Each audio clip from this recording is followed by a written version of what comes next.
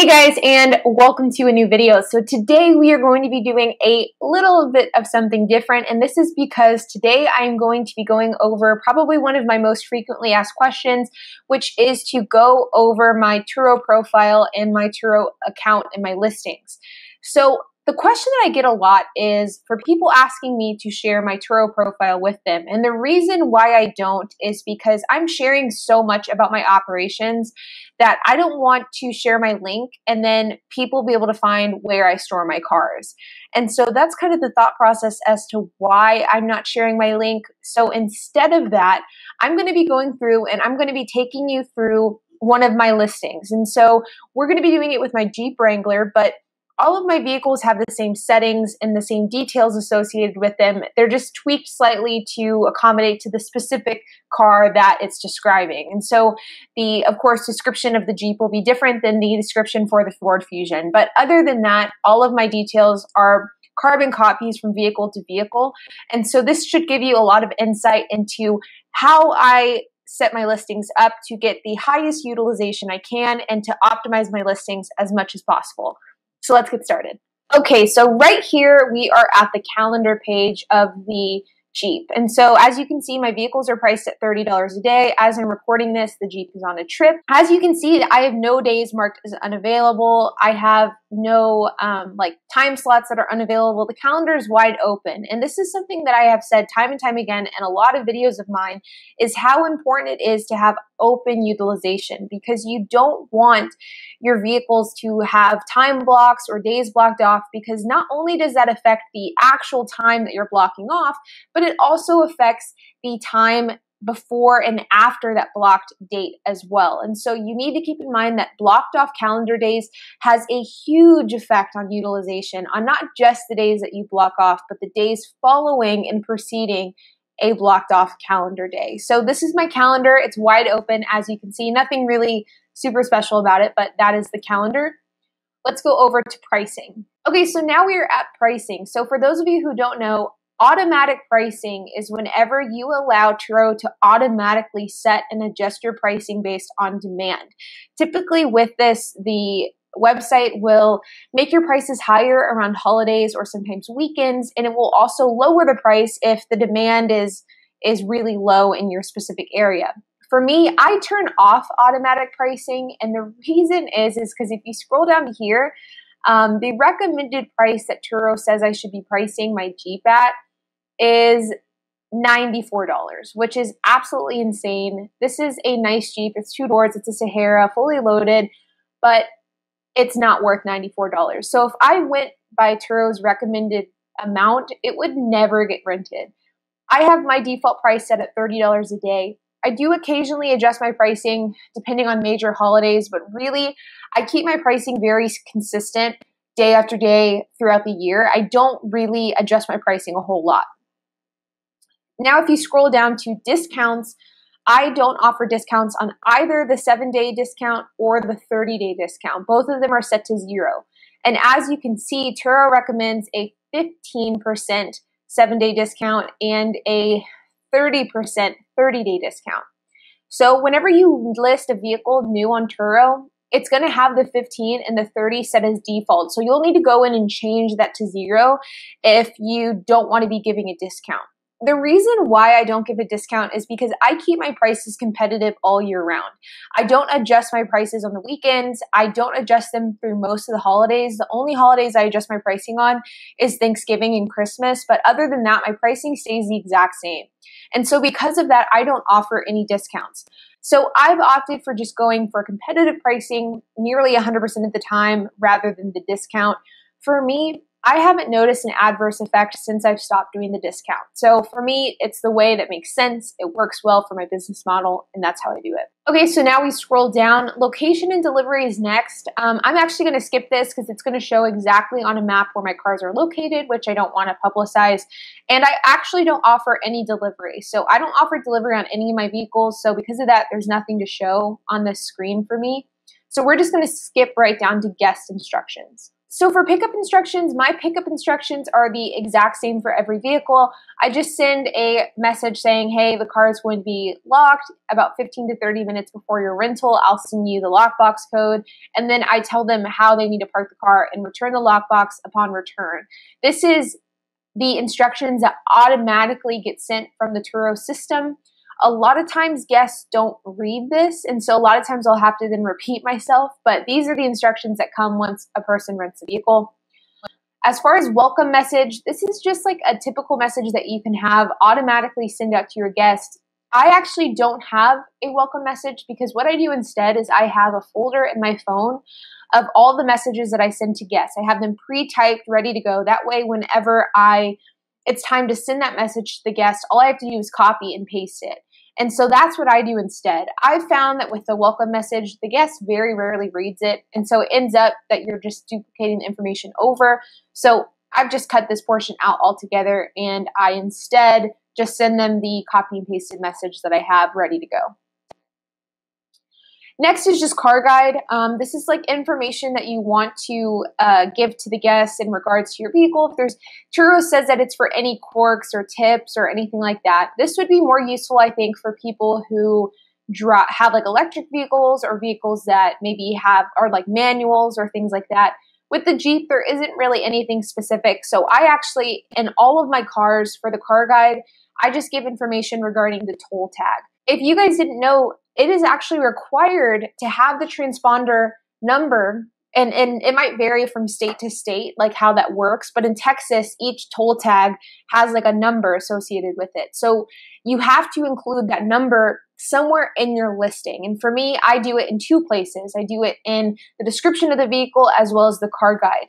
If you don't have that transponder number in your listing, and if somebody goes through tolls and accumulates toll charges and you go to request reimbursement and they dispute that, there's a chance that you may have that request denied because you didn't have this transponder in your car. It's really important to have that just to kind of cover yourself. And so that's something that is helpful to include.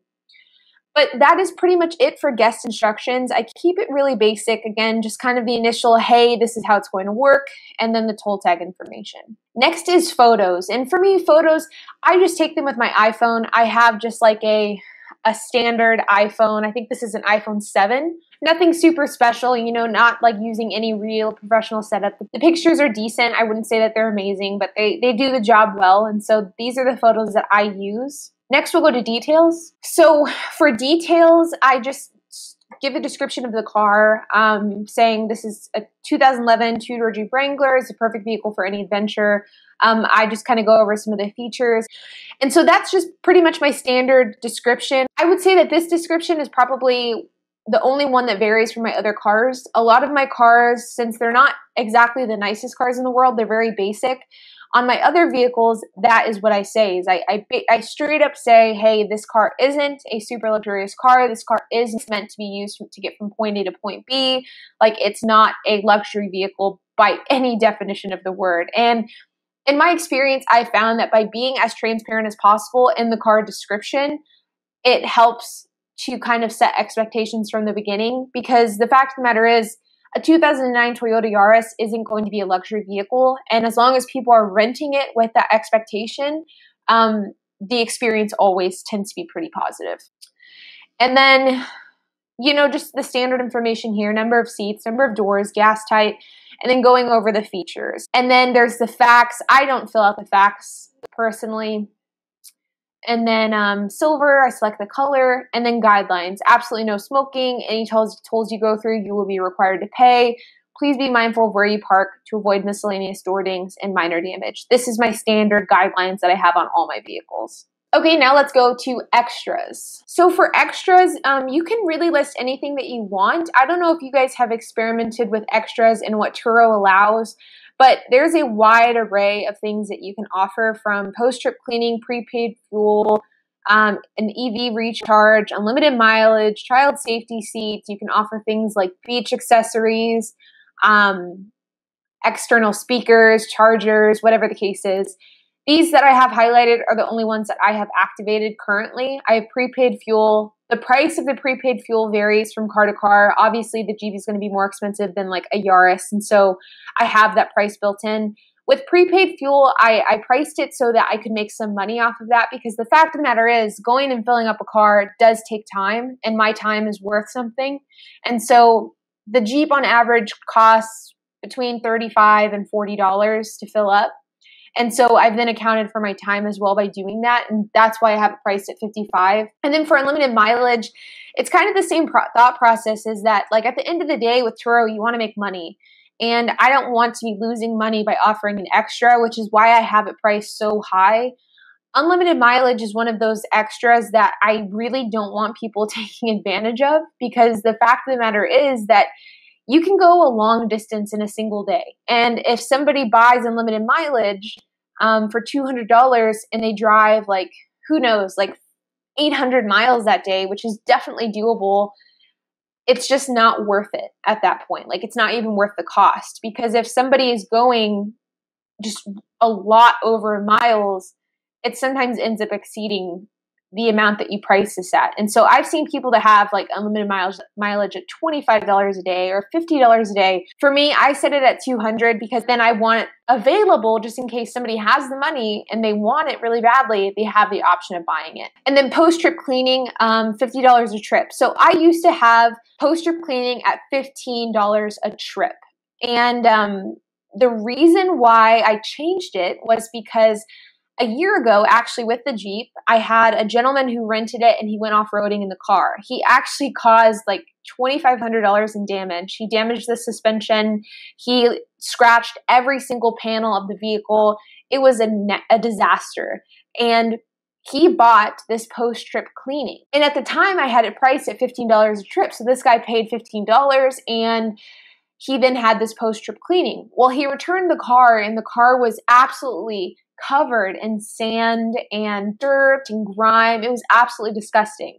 And whenever I went to go request reimbursement for cleaning, and in the Turo app and on Turo in general, you can only request $50 for cleaning. That excludes pet hair or smoking. If somebody keeps their pet in the car or somebody smokes, you can charge more than $50. But for just dirt and grime and other stuff like that, the max that you can charge is $50. So after this guy returned the Jeep, I went to then go claim that $50 cleaning charge because I was under the impression that this post-trip cleaning was just for light cleaning. And I didn't realize that it included all cleaning, even like disgusting dirt, grime, food, everything like that. And whenever I went to go request reimbursement for the remaining of the cleaning fee, I was told that I couldn't do that because the guest had purchased the post-trip cleaning. And so after that, I priced my post-trip cleaning at the max cleaning fee you can do for Turo, because I don't want to put myself in a situation again where I end up losing money on a cleaning because the cleaning costs more than the $15 post-trip cleaning fee. So that's why I have mine set to $50, is because of that one bad experience. Sometimes people buy it, not that often. It's all of my extras are kind of the same. Like they're priced at a pretty high amount where it's there for people who really want it, but I don't want everybody buying it really, because it just doesn't make a whole lot of sense. I would rather, if they're going to go over mileage, I would rather them just go over miles and buy the extra. And so it's something that not that many people utilize, but it's there. Next is distance included. So this is something that I see a lot of Turo hosts kind of shooting themselves in the foot with, is mileage. I have all of my cars set to the same mileage, 100 miles per day, 750 miles per week, and 1,500 per month. What I see a lot is people allowing 200-300 miles per day. Sometimes people even allow people to go unlimited miles with their vehicles, which is such a huge mistake. For me, I found that 100 miles per day is kind of my sweet spot because it allows for a good amount of distance for my guests. My guests don't go over mileage that often. And so 100 miles is perfect. And it also is the sweet spot in regards to maintenance, because keep in mind that the more miles you allow in a day, the quicker that oil changes and tire changes and tire rotations, the quicker that those maintenance items are going to be coming up. And so that's where I kind of have decided that 100, 750, and 1,500 is the best for me, because it's a good amount for the guests, but it's also a manageable amount for me when it comes to maintenance. Next is additional distance. So this is where you can charge per mile if the guest goes over in mileage. If anybody has been on Turo for a long time, you would know that a couple years ago, this was actually the max that you could charge was $3 per mile. So you could have a 2007 Yaris with 100,000 miles. And if somebody went over in your car, you could charge $3 per mile in overage costs, which is absolutely insane. And they changed that about 2 years ago, which I think that that was a smart change because $3 per mile is absolute abuse and people were abusing it. And it was a really surefire way to screw over Turo guests and to make sure that they never came back to the platform. So I'm one of the people that is, I feel like it made sense that they changed that. They now have a different way of calculating how much you can charge for mileage, and it's capped depending on the type of vehicle and the worth of your vehicle. For my Jeep, I charge 82 cents per mile for overage miles. And this may seem a little bit high, and the reason why I do this is because it's kind of a sense of insurance for me. Because Turo takes 70% of this, first of all. But I want to make sure that I have the ability to charge a guest for going over miles if I choose to. A lot of times, if a guest goes over miles and they ask me for a break, I will most of the time give them some sort of discount. But I think that whenever you allow yourself flexibility to work within Turo's guidelines, it allows for you to charge at your discretion whenever it makes sense, and it allows for you to give discounts at your discretion whenever it makes sense. At the end of the day, I want all of these kinds of decisions to be as much in my control as they can, and by pricing mine at 82 cents per mile, that's allowing me some more control in my business model. Next is vehicle protection. For me, I do all of my insurance at Turo Standard. This is whenever I earn 70% of the trip price. I have 1 million liability insurance, 0 out-of-pocket cost, and a replacement car during repair. I've actually never been able to get this replacement car during repair. I feel like it's kind of a myth at this point. I've never been able to get this approved.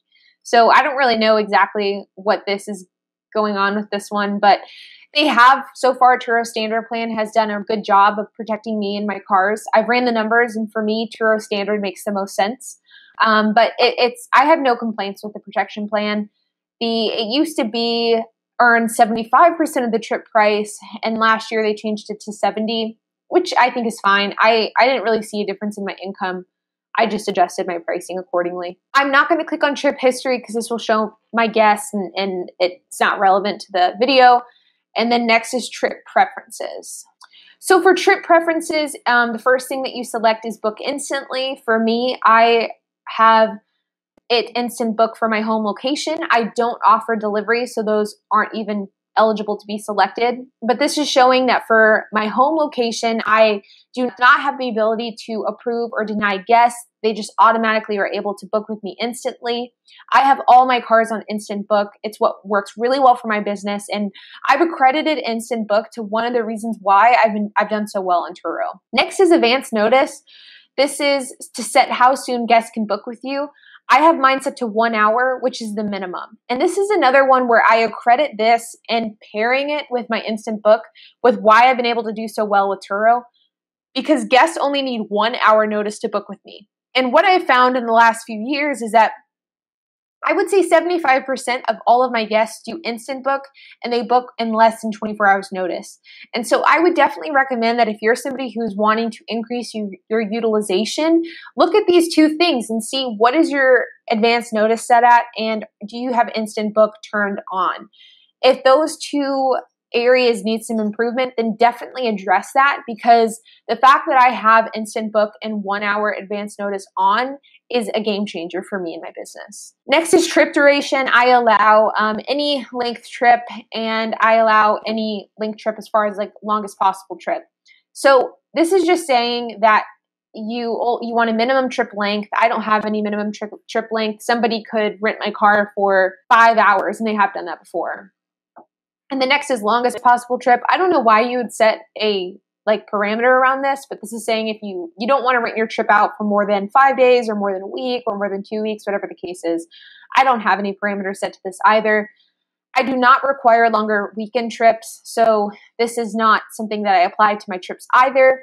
And then long-term trips, I do consider long-term trips. All right, guys, so that is the end of this video. As you can see, you have now gotten direct inside knowledge of how I have all my vehicles set up.